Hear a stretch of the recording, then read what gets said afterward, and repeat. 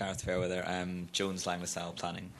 I just wanted to add to the issues of the use of planning conditions. I mean, my understanding is that if you go against an imposed planning condition in relation to opening hours, you're effectively going against the planning permission that property has.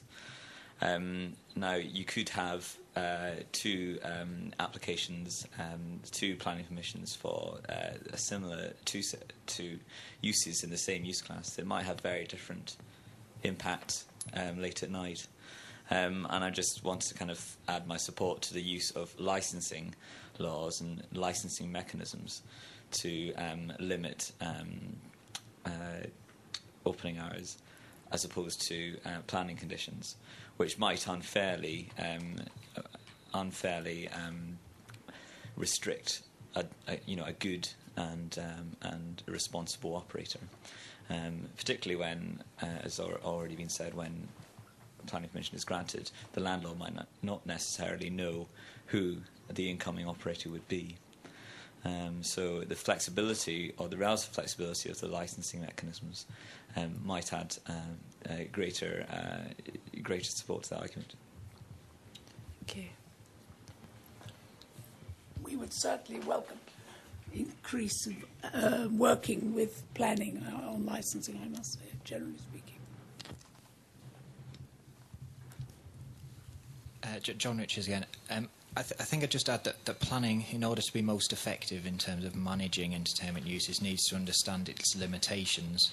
And whilst planning can, via the use of conditions, do quite a lot in terms of how the premises is run, I think once people leave that facility, then I think planning has to realise and be realistic to the fact that there's very little that can be done.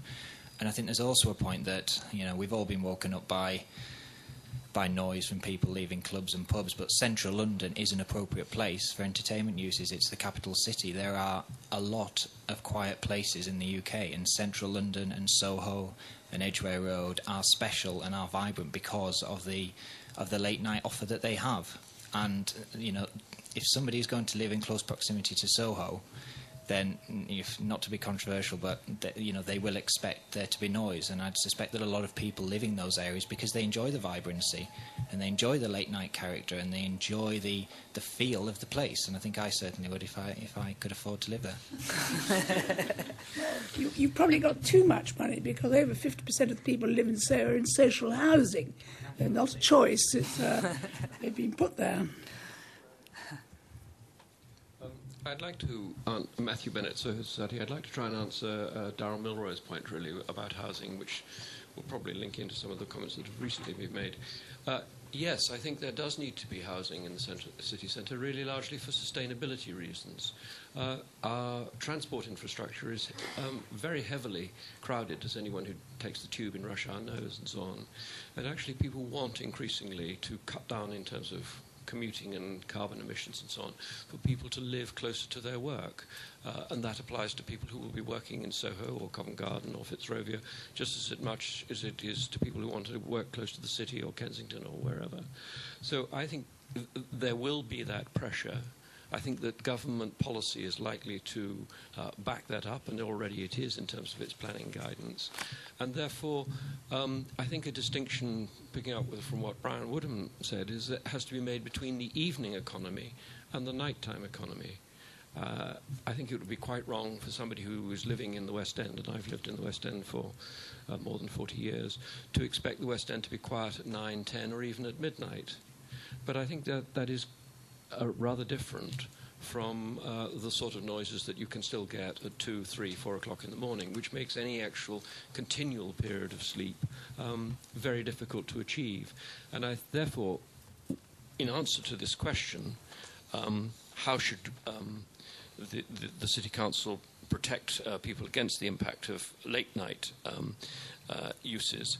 I think the use of opening hour conditions is important, and I think it's important to attach them right at the start in terms of a planning permission, because a planning permission says to someone who might be a client of Darrell, who is looking at that property, this is what I can offer to the market And of course, from the point of view of the client, they'd love to have planning consent with no conditions whatsoever to operate possibly throughout a 24-hour period.